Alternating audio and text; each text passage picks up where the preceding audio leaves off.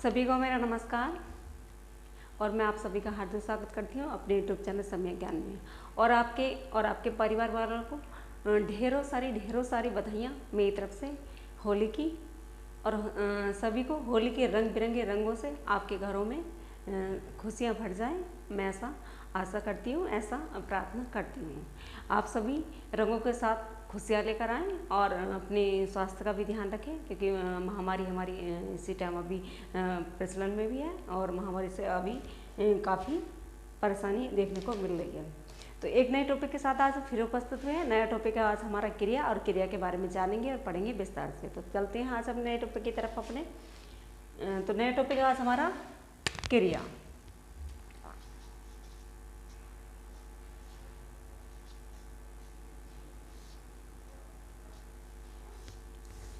क्रिया से तो आप सभी को पता ही होगा क्रिया। तो क्रिया से मतलब होता है, यानी क्रिया का शाब्दिक अर्थ होता है हमारा करना। क्रिया का शाब्दिक अर्थ होता है हमारा करना।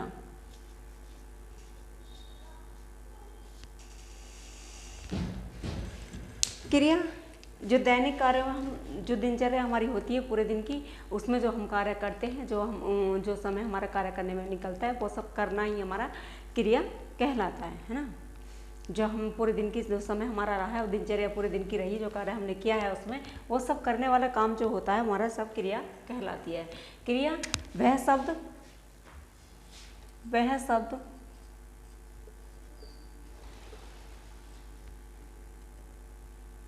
जिससे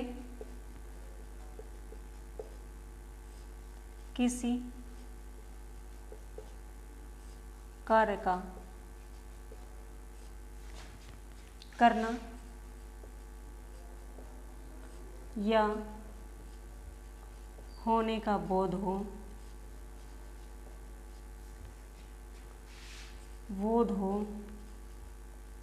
वह शब्द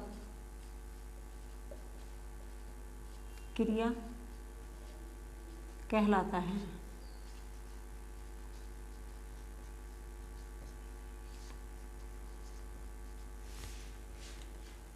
वह शब्द जिससे किसी कार्य का करना या होने का बोध हो, वह शब्द हमारा क्रिया कहलाता है। जैसे राम स्कूल जाता है, तो राम ने क्या क्रिया की? स्कूल जाना। जो जाता है, वो जो जा रहा है, वो हमारी क्या हुई? ये हमारी क्रिया हुई, है ना। गंगा हिमालय से निकलती है,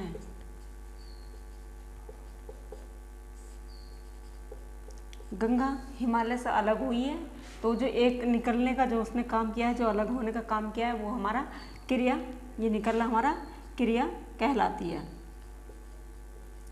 अब जैसे क्रिया के और शब्द हैं उठना, बैठना, जागना, सोना, खाना, पीना, रहना, चिल्लाना, घबराना, समझना, ये जितने भी शब्द हैं क्रिया वाले, जितने भी शब्द, ये शब्द हमारे क्या होते हैं? क्रिया में आते हैं। ये क्रिया, इनके द्वारा क्रिया का होना या करना हमसे पता चलता है। आगे देखते हैं। अब क्रिया एक होती है हमारी धातु।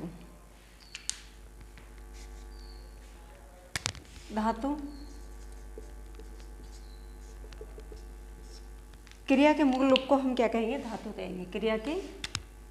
क्रिया के मूल रूप को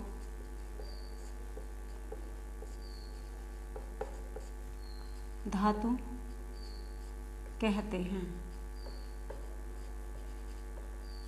क्रिया के मूल रूप को धातु कहते हैं। जैसे हमारा एक शब्द था कर। कर का मतलब होता है, एक तो होता है हमारा हाथ, दूसरा होता है कार्य, है ना। एक हमारा कर से मतलब होता है हाथ और एक होता है हमारा कार्य। अब करना, इसे धातु में बनाना, तो कैसे बनाना है? तो करने को हम जब धातु बनाएंगे कर को, तो उसमें क्या करेंगे हम? उसमें हम क्या करेंगे, उसमें हम ना जोड़ेंगे, तो हमारा शब्द बन के आया करना, है ना। अब जैसे जाग, जाग का मतलब होता है जागना, यानी नींद से उठना और एक किसी काम को मतलब उसी से जागृत हो जाना। तो ये जागना अगर इसमें हम ना जोड़ेंगे तो हमारा हो जाएगा इसका जागना। तो ये हमारी क्या होगी, जागना, एक हमारी ये होगी धातु, इसको हम कहेंगे धातु। ये क्रिया का मूल रूप ही हमारा क्या कहलाती है, धातु। जैसे उठना, उठना, जैसे करना, करती, करोती, करंती, ये सब ये इसकी धातु होती है। ये जागना, जागने भी धातु होती है। जैसे उठना, उठने की मतलब तिष्ठ, तिष्ठति, तिष्ठति, तिष्ठन्ति, ये सब क्या है, ये हमारी धातु होती है। अब आते हैं सहायक क्रिया। सहायक क्रिया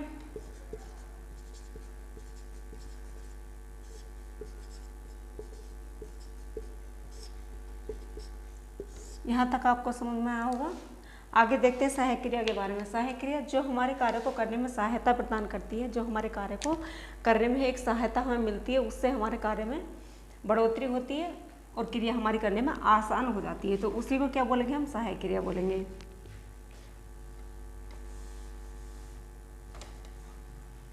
क्रिया के मूल रूप में जो सहायता प्रदान करे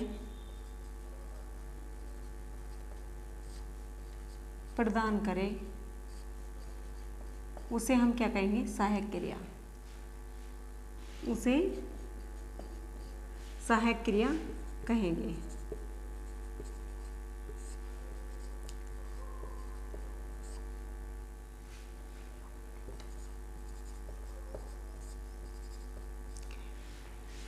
ये भी आपसे, क्योंकि छोटी परीक्षाओं से लेकर बड़ी परीक्षाएं तक, टीजीटी तक, यानी छोटी लेवल पे जो परीक्षाएं होती हैं उन लेवल, उस लेवल से ऊपर वाले लेवल तक, इन सब से प्रश्न हमारा पूछा जा चुका है।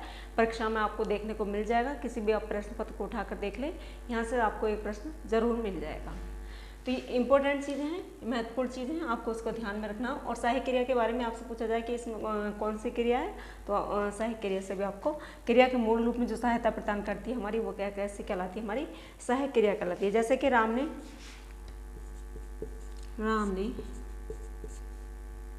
रावण को बाण से मारा। अब यहाँ ढूंढेंगे इस वाक्य में हम सहायक क्रिया कौन सी है, हमारी सहायता, जहाँ पर इस किसी काम को करने में हमें सहायता उत्पन्न हो रही है, सहायता मिल रही है, तो कौन सी हमारी ऐसी क्रिया देखने को मिल रही है जहाँ पर हमारी सहायता इसमें हो रही है। देखिए आप खुद से जांचिए। अब जब से राम ने रावण को मारा तो किसी चीज़ से तो मारा होगा ना, हाथ से तो मार नहीं सकता, हाथ से भी मतलब किसी उस साधन की ज़रूरत होती है। तो राम ने रावण को जब मारा तो कैसे मारा, बाण से मारा ना। तो जो बाण है यहाँ पर वो क्या है, हमारी सहायता, उसने सहायता करी है, क्योंकि जब राम ने उनको मारा है तो बाण से उनको जल्दी मार दिया है, हाथ से मारते थे। तो जो सहायता होती है, हमारी सहायता की गई है, वो हमारी बाण है इसमें। तो किसी भी काम को करने में जो सहायता हमें उसी से मिल रही है वो हमारी क्या है, सहायक क्रिया। अब जैसे क्या, राम और श्याम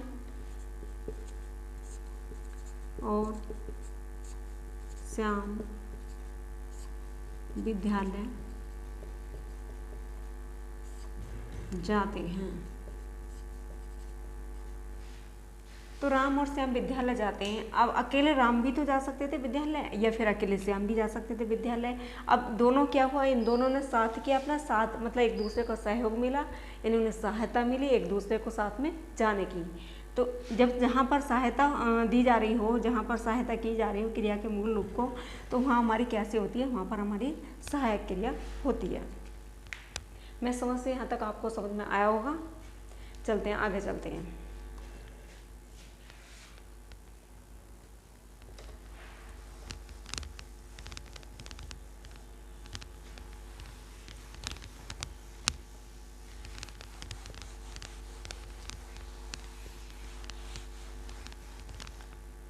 आगे देखते हैं क्रिया के भेद।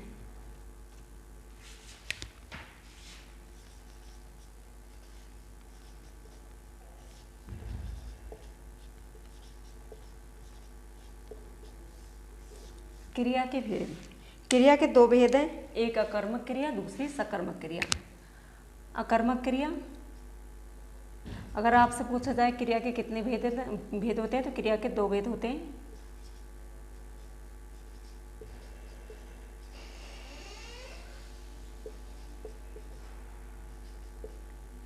दूसरी हमारी सकर्मक क्रिया।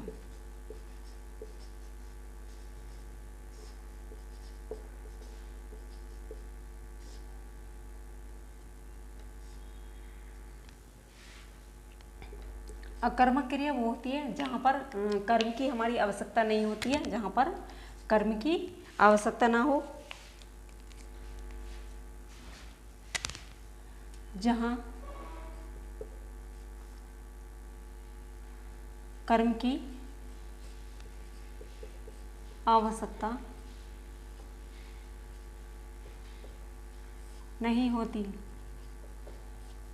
नहीं होती है, वहाँ हमारी कैसी होती है, अकर्मक क्रिया होती है। और जहाँ पर क्रिया का फल कर्ता पर पड़ता है, जहाँ पर क्रिया का फल सीधे कर्ता पर पड़ता है, सीधे कर्ता पर पड़ता है। ये तो हो गई हमारी डेफिनेशन, ये थी हमारी परिभाषा।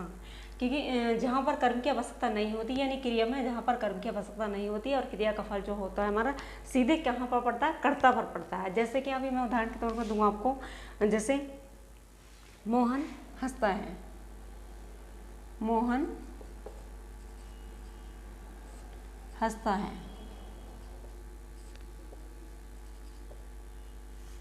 तो मोहन हमारा क्या हुआ, कर्ता, और हंसना क्या हुआ हमारा क्रिया।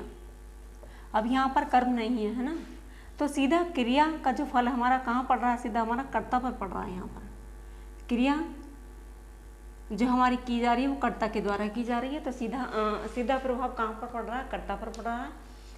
जब सीधा प्रभाव कर्ता पर पड़ेगा तो क्रिया का फल सीधा कर्ता पर ही आएगा ना, क्योंकि मोहन हंसता है, मोहन के द्वारा हंसा जा रहा है, तो यहाँ पर कोई कर्म नहीं है, महत्वपूर्ण नहीं है, क्योंकि यहाँ पर कर्ता महत्वपूर्ण है और क्रिया यहाँ पर उसकी सहायता कर रही है।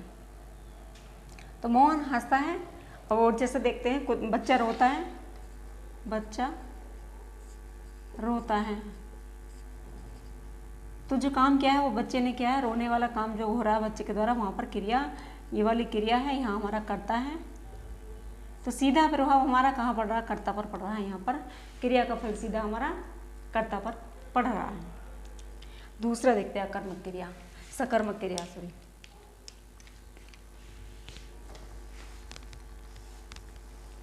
सकर्मक क्रिया वो होती है जहाँ पर कर्म की आवश्यकता होती है, जहाँ पर कर्म की आवश्यकता होती है। अकर्मक में क्या था, यहाँ पर कर्म की आवश्यकता नहीं थी, यहाँ पर कर्म की आवश्यकता है। अब सीधा यहाँ पर क्या है, क्रिया का फल सीधा यहाँ पर क्या होगा, यहाँ पर क्रिया का फल कर्म पर पड़ेगा, यहाँ पर क्रिया का फल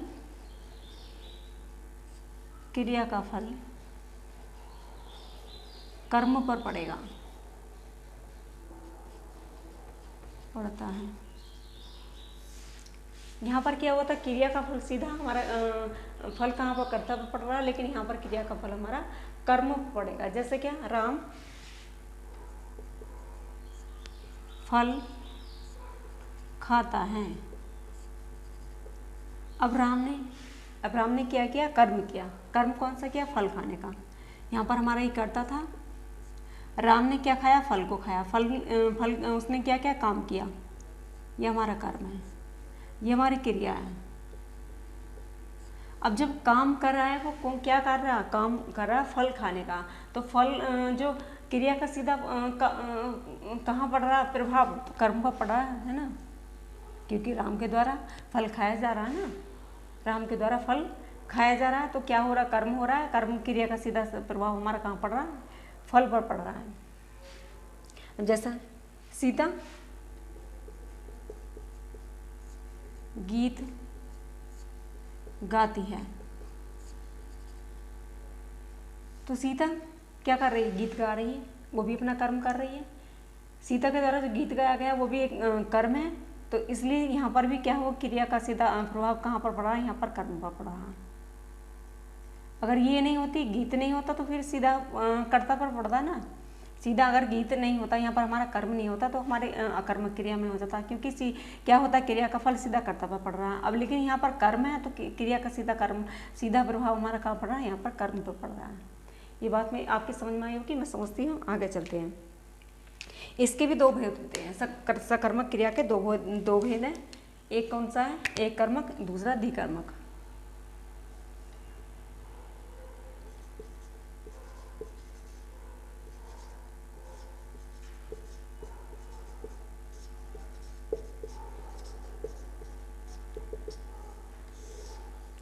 नंबर एक कर्मक, दूसरा है हमारा द्विकर्मक।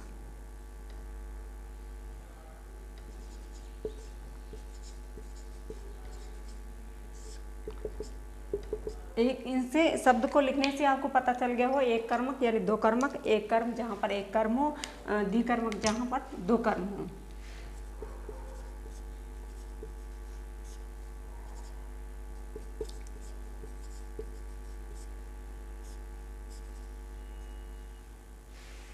जहाँ पर क्रिया में एक कर्म होगा वहाँ एक कर्मक क्रिया होगी हमारी। सकर्मक यानी सकर्मक में एक सकर्मक क्रिया होगी ना, एक सकर्मक है ना। एक अगर सकर्मक क्रिया में भेद पूछता है तो आपसे दो भेद माने जाएंगे, एक कर्मक, एक दूसरा द्विकर्मक।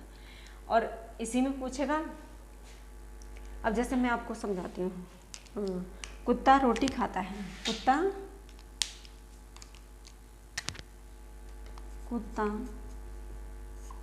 रोटी खाता है।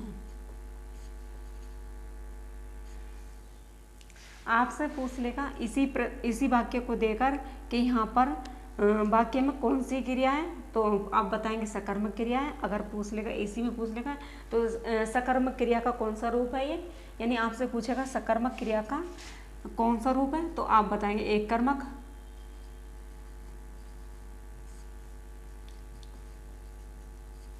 का कौन सा रूप है, ये कौन सा भेद है, ये पूछ ले तो आप बताएंगे एक कर्मक, है ना। सकर्मक क्रिया का कौन सा भेद है? ये एक कर्मक। जैसे क्या, कुत्ता रोटी खाता है, यहाँ पर एक रोटी है, एक काम कर रहा है, वो तो कैसा हो गया? एक कर्म हो गया। अगर एक काम कर रहा है तो एक कर्मक हो गया, दो काम कर रहा तो फिर दो कर्म होते। अब जैसे द्विकर्मक दे दें, राम ने श्याम को पत्र लिखा, राम ने श्याम को पत्र लिखा, तो यहाँ पर राम और श्याम दो व्यक्ति आ गए ना, दो व्यक्ति। यहाँ पर एक करता था, यहाँ पर दो करता है, एक करता ये है, एक करता ये है। तो जहाँ पर दो कर्म है, दो कर्म कर रहे हैं ना। राम ने श्याम को पत्र लिखा। अब जब राम ने श्याम को पत्र लिखा होगा तो राम ने भी देखा होगा ना, दो कर्म हो रहे हैं ना हमारे यहाँ पर। तो ऐसे ही अब दादी ने बच्चों को कहानी सुनाई।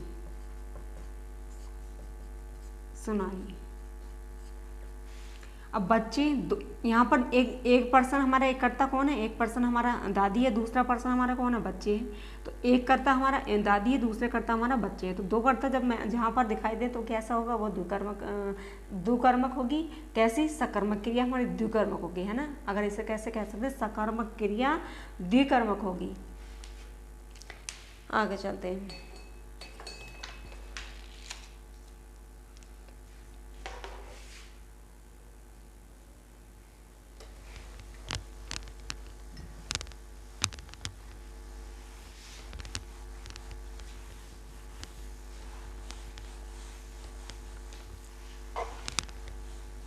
आगे देखते हैं हम रचना की दृष्टि से क्रिया के भेद। अगर आपसे पूछा जाए रचना की दृष्टि से क्रिया के कितने भेद होते हैं, तो ये भी प्रश्न पूछा गया है। आपको किसी प्रश्न पत्र को उठाकर देखिए, सुपर टेट में भी देख लिए और टेट में भी आ जाता है, और बाकी छोटी परीक्षाओं में तो देखने को मिलता ही है। रचना की दृष्टि से दृष्टि से क्रिया के भेद।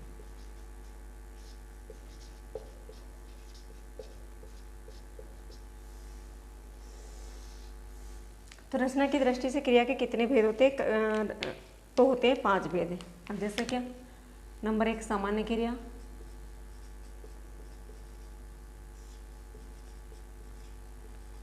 दूसरी हमारी संयुक्त क्रिया,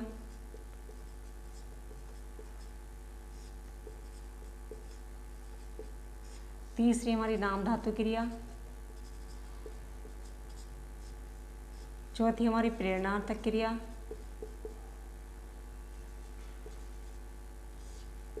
और 5वीं हमारी पूर्वकालिक क्रिया। पूर्वकालिक क्रिया ये होती है हमारी रचना की दृष्टि से 5 क्रियाएं।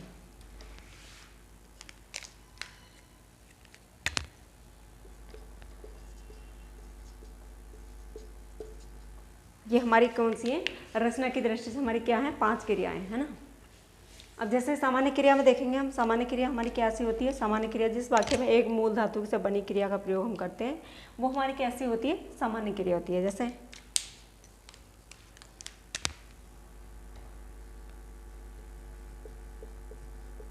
धातु से बनी क्रिया,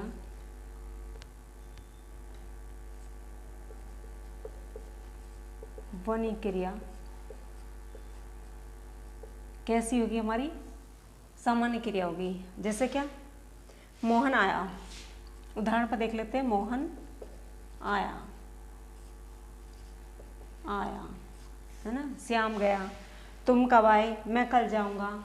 कौन आया? कहाँ गया? ये सब मैं कल पढ़ूंगा। मैं कल पढ़ूंगा।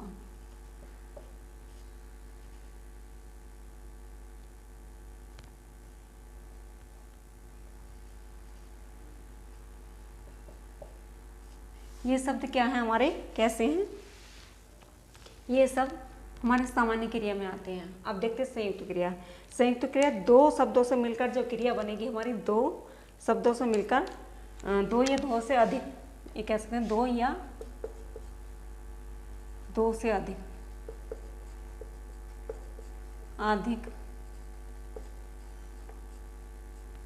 क्रिया से मिलकर बनेगी, से मिलकर बनने वाली क्रिया कैसी होती है? बनने वाली कैसी क्रिया होती है? हमारी संयुक्त क्रिया होती है ना। तो जैसे क्या, अभी कहते हैं हम राम विद्यालय चला गया, है ना। या मैंने काम कई दिन से मैं कर रहा हूँ। जैसे क्या, राधा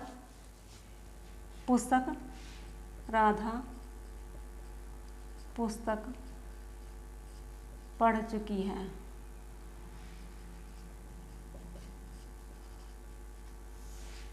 है ना। या जैसे कि हम कहते हैं खाना खाते हुए पुस्तक पढ़ चुकी है। राधा खाना खाते हुए पुस्तक पढ़ चुकी है।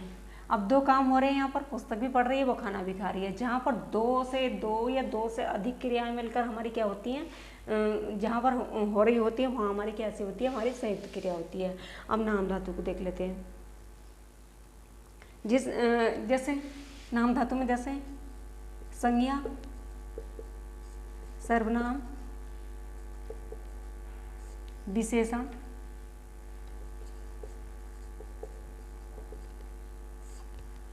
जहां पर नजर आए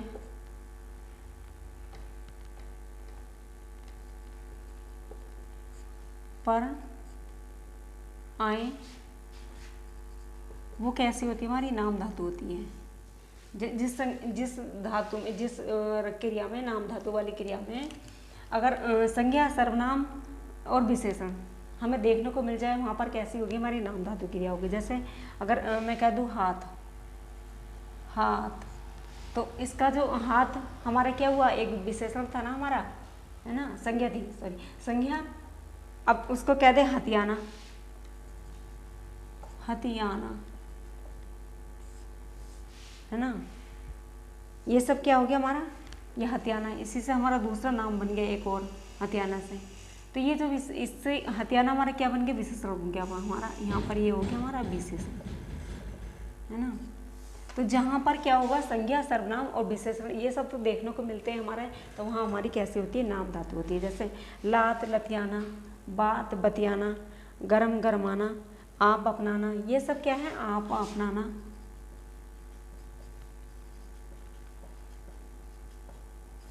जहाँ पर क्या होता है, संज्ञा, सर्वनाम, विशेषण ये शब्द देखने को मिलते हैं, वहाँ पर हमारी कैसी होती है, नाम धातु संज्ञा होती है। आगे देखते हैं प्रेरणार्थक क्रिया। जिस क्रिया में कर्ता स्वयं, जिस क्रिया में कर्ता स्वयं किसी दूसरे को प्रेरणा देता हो, दूसरे की प्रेरणा का स्रोत बनता हो, वह हमारी कैसी होती है, प्रेरणार्थक क्रिया, प्रेरणार्थक क्रिया होती है। जैसे क्या, राधा श्याम को मोहन से पढ़वाती है, यानी मालिक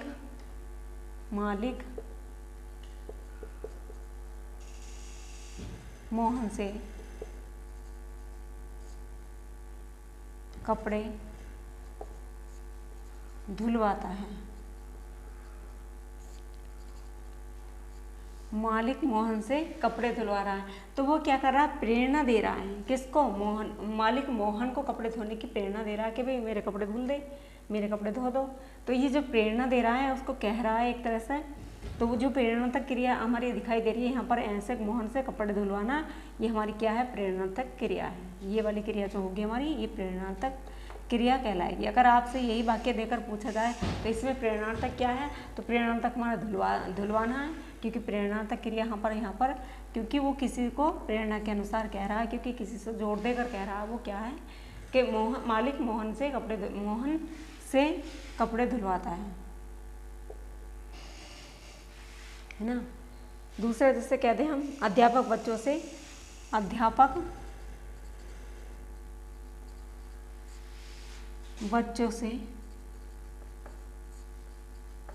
पुस्तक पढ़वाते हैं, है ना। तो अध्यापक क्या कर रहे हैं, बच्चों को प्रेरणा दे रहे हैं, किताब पढ़ो। अगर किताब पढ़ोगे तो अच्छे से पढ़ पाओगे, क्योंकि आगे भी तुम्हें नॉलेज होगी उससे पढ़ने से। तो क्या हो रहा है, यहाँ से अध्यापक क्या कर रहा है, बच्चों को प्रेरणा दे रहा है। यहाँ पर बच्चों को प्रेरणा दे रहा है कि बच्चों किताब पढ़ने से ज्ञान होगा, नॉलेज बढ़ेगी तुम्हारी, तो तुम्हारा अच्छे से पढ़ पाओगे तुम। तो ये सब क्या कर रहा है, प्रेरणार्थक शब्द कह रहा है उससे, बच्चों से पुस्तक पढ़ने के लिए जो प्रेरणार्थक है, बच्चों से पुस्तक पढ़वाने की जो बात कही है उसने, वो प्रेरणा के अनुसार है। तो इसलिए ऐसी क्रिया में, ऐसे वाक्य हम क्या कहेंगे, प्रेरणार्थक क्रिया को बोलेंगे। अब जैसे आगे देखते हैं पूर्वकालिक क्रिया। पूर्वकालिक होती है हमारी, जैसे क्या,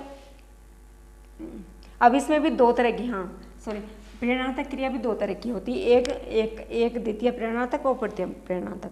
इसमें भी दो तरह की क्रिया होती है। ये एक प्रथम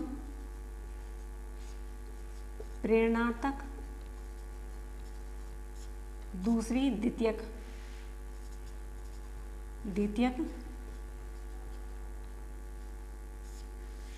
प्रेरणार्थक।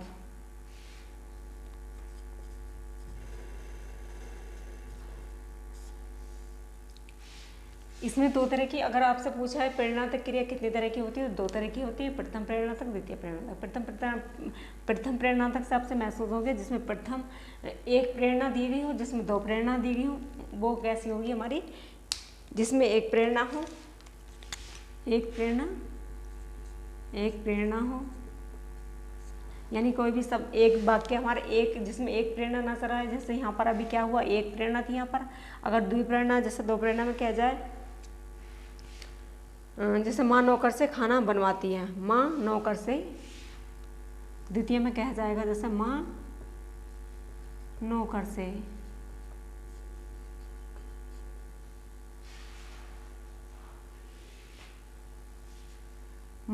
से काम और खाना बनवाती है। ये तो ये क्या हो गया हमारा, काम भी करवा रही है वो, नौकर से खाना भी बनवा रही है। तो द्वितीयक प्रेरणार्थक में हमारी ये वाला शब्द, ये वाक्य हमारा द्वितीयक प्रेरणार्थक में होगा, क्योंकि यहाँ पर दो काम हो रहे हैं। अगर एक काम होगा तो एक प्रेरणार्थक होगी, दो काम होंगे तो दो प्रेरणार्थक होंगे। आगे चलते हैं पूर्वकालिक क्रिया में। पूर्वकालिक जब किसी एक कार्य से पहले किसी अन्य कार्य का पूरा होना पाया जाता है, वहां पर कैसी होती है हमारी पूर्वकालिक क्रिया होती है। जैसे किसी एक काम से पहले दूसरे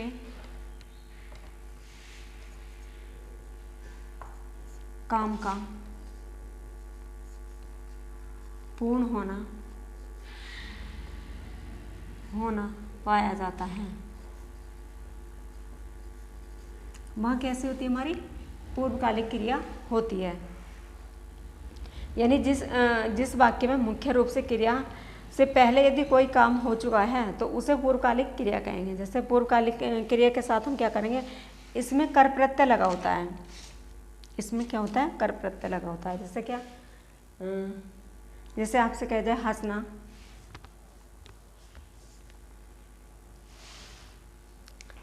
हंसना, हंसना, हंसाकर, हंसाकर, ये क्या हो गया हमारा, ये पूर्वकालिक हंसना था, अब ये हंसाकर। अब क्या हंसना, अब जैसे कहा ना किसी एक काम से पहले दूसरे काम का पूर्ण होना, हंसना, हंसाकर, यानी किसी व्यक्ति ने दूसरे व्यक्ति को एकदम हंसा दिया तो क्या हो गया, पहली क्रिया से दूसरी क्रिया पूरी हो गई ना। जैसे अब जैसे कह दिया है श्याम खाना खाकर, श्याम खाना खाकर हंसने लगा, ये खाना खाते समय हंसने लगा, ये होगा खाना खाते समय।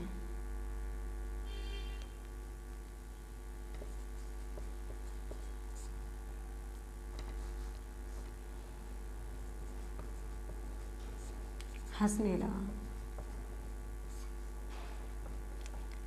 अब क्या किया उसने, श्याम खाना खाते समय हंसने लगा। अब दो क्रिया की उसने, क्योंकि वो खाना भी खा रहा है और हंस भी रहा है। तो पहली क्रिया के पहले, अभी तो खाना पूरा खाया नहीं है उसने, अगर पूरा खाना खा लेता तो पूरी क्रिया हो जाती है। अब हंस दिया तो उसने पहली क्रिया से दूसरी क्रिया पहले पूर्ण हो गई, क्योंकि पहली क्रिया उसने तुरंत पूर्ण कर ली, अभी खाना खा रहा है। तो यही वाली बात है कि एक काम को करने से पहले दूसरा काम पहले ही पूर्ण हो जा रहा, तो हमारा कैसा होगा, हमारी पूर्वकालिक यानी पूर्वकालिक क्रिया हमारी यहाँ पर हमें देखने को मिल जाएगी।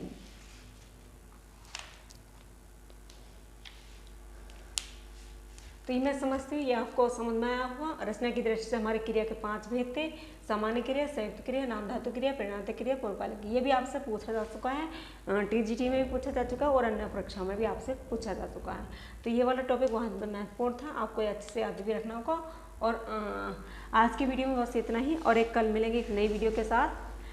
आपको होली की ढेरों सारी फिर से बधाइयाँ। धन्यवाद वीडियो देखने के लिए। कल मिलेंगे एक नई वीडियो के साथ, तब तक के लिए धन्यवाद।